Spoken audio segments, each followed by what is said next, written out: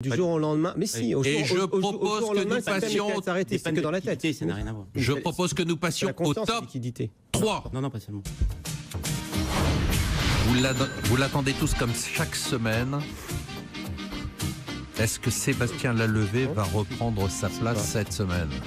Eh bien non, c'est toujours Virginie Robert et c'est normal, 13,1%. Pourquoi?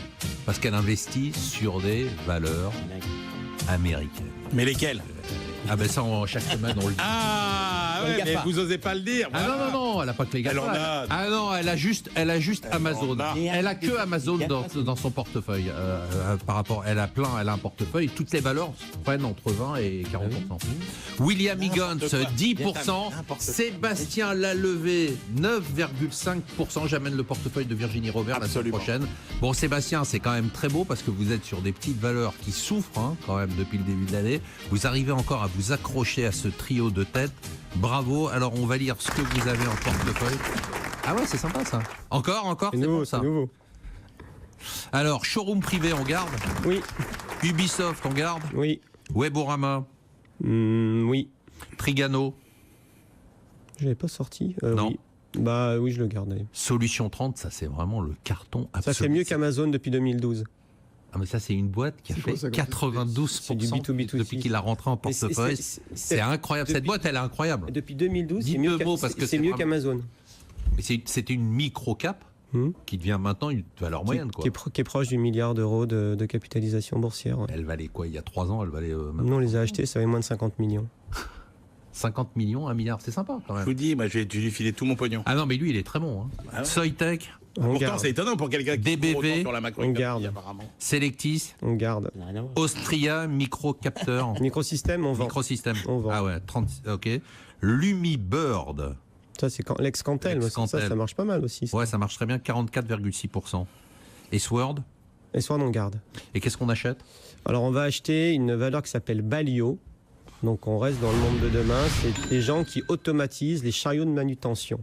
Donc, comme les Fenwick. Je connais. Eh ben, les Fenwick, et grâce à Balio, ils deviennent autonomes. Donc, c'est pour transporter des palettes avec personne qui pilote la palette. Bon, ça morfle un peu, la valeur. Ça morfle pas mal, parce que ça a baissé de 100% depuis le début de l'année. Ouais.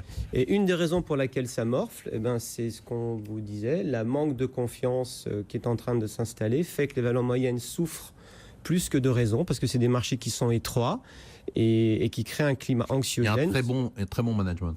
Il y a un très bon management, et puis surtout, c'est un marché... C'était un des dirigeants de Aldebaran. C'était Aldebaran Robotics, ouais. ceux qui faisaient les petits robots, la Nao. C'est un marché qui va exploser dans les années à venir, parce que c'est donc des Fenwick qui sont en environnement fermé, Ah oui. c'est-à-dire qu'il y aura des Fenwick autonomes bien avant les voitures autonomes, parce que c'est un environnement fermé et il n'y a pas de problème de Qu'est-ce qu'on achète d'autre, c'est tout? réglementation. Vous avez le droit à un joker? Non? Eh ben, je vais acheter Air France aussi. Parce que vous êtes content qu'il y ait un Canadien, parce qu'il est bon et qu'il est d'abord professionnel avant d'être Canadien. Parce que mon métier, c'est de trouver aussi des histoires avec des valorisations intéressantes et des changements d'histoire. Là, il y a un nouveau management. L'État... Il y a un nouveau management, mais il n'y a pas des nouveaux syndicats. Non, mais il y a un État qui a compris qu'il a peut-être rien à faire ici, peut-être qu'il C'est bon, partira. Et puis c'est le transport aérien comme une industrie de croissance, donc je pense que c'est le bon. S'il y a un moment pour en acheter, moi ça fait 9 ans que je fais de la gestion, j'ai jamais eu d'Air France dans mon portefeuille. C'est la première fois que vous le Je les ai rentrez en achetés pour la portefeuille. première fois début juillet. Bon, ça c'est intéressant. On va suivre ça de très près. Jérôme Fauvel, vous avez Figeac Aéro, on garde. On garde. Ouais. MND, on garde.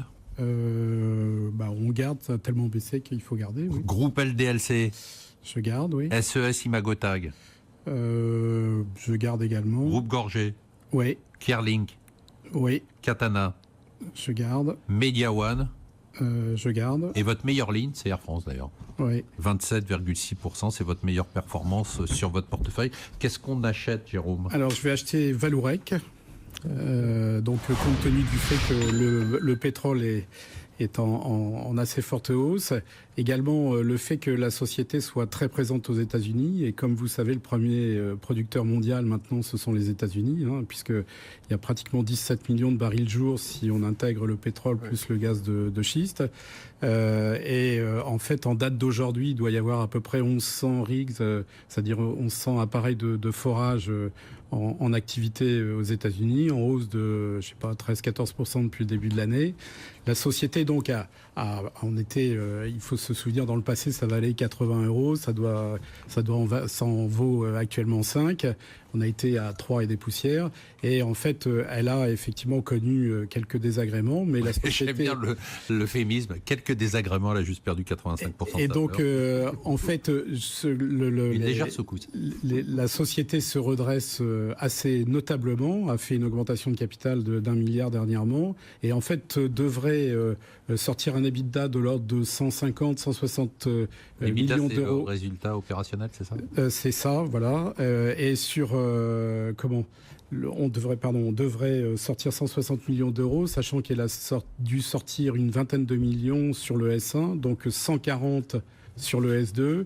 Et d'autre part, l'élément important, alors le rapport avec les États-Unis, c'est qu'en fait, ils sont présents aux États-Unis, fortement présents aux États-Unis, alors que le concurrent, lui, avec la loi Trump sur les importations, ne peut plus en vendre. Ne peut pas. En vendra avec des taxes. On vendra Tenaris qui produit en Argentine, distribuera plus difficilement. Donc je pense que c'est une valeur en recovery, mais qui a certainement un très fort potentiel. Alors on peut déjà vous annoncer que la semaine prochaine, on va parler de guerre commerciale, parce que c'est Emmanuel qui l'a demandé. De pétrole. De pétrole, parce qu'on n'a pas pu le traiter. On l'a pas traité. Rappelez-vous qu'on vous l'a n'imaginez pas pas la frustration que ça génère. Mais le pétrole à $80. Du Brexit. Et on parlera du Brexit. Depuis la rentrée, on vous entend plus sur Madame Merkel. Hein. Alors là, c'est déjà fini. La semaine prochaine, je pars émission exclusivement consacrée à Angela Merkel. C'est déjà fini. Quelle tristesse. Merci de nous avoir suivis. Merci à tous nos invités de marque. Mais on se retrouve la semaine prochaine pour donc une émission, vous avez vu, qu'elle va être vraiment exceptionnelle.